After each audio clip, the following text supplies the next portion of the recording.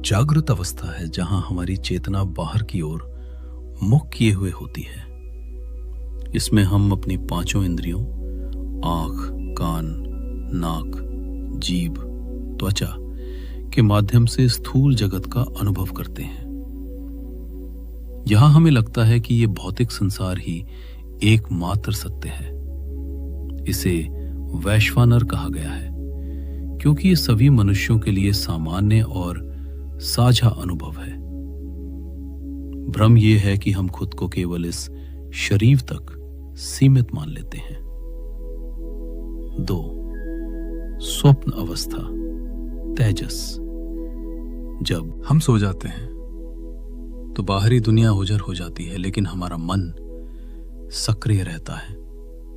यहां चेतना अंतर्मुखी होती है। स्वप्न में हम जो भी देखते हैं, पहाड़, नदियां, सुख या दुख, वे भौतिक नहीं होते बल्कि मन के संस्कारों से बने होते हैं। इसे तेजस कहा जाता है क्योंकि मन स्वयं के प्रकाश से एक नई दुनिया रचता है। भ्रम यहां यह है कि स्वप्न देखते समय हमें वो बिल्कुल सच लगता है, ठीक वैसे ही जैसे जागते समय यह संसार सच लगता है। 3. सुषुप्ति अवस्था। यह गहरी स्वप्नहीन नींद की स्थिति है। यहां ना तो बाहर का संसार है और ना ही मन के सपने। यहां चेतना एक बीज के रूप में स्थिर हो जाती है।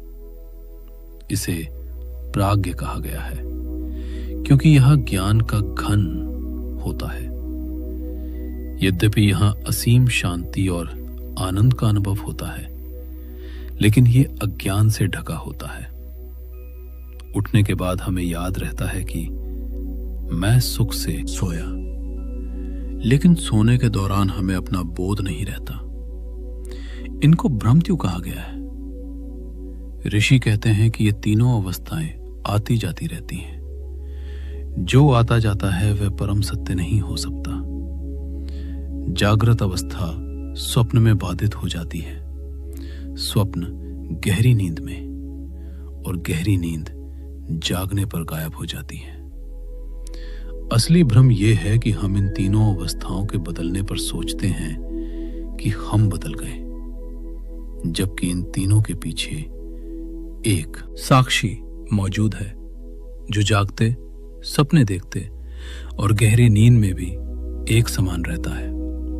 वह साक्षी ही तुरीय है।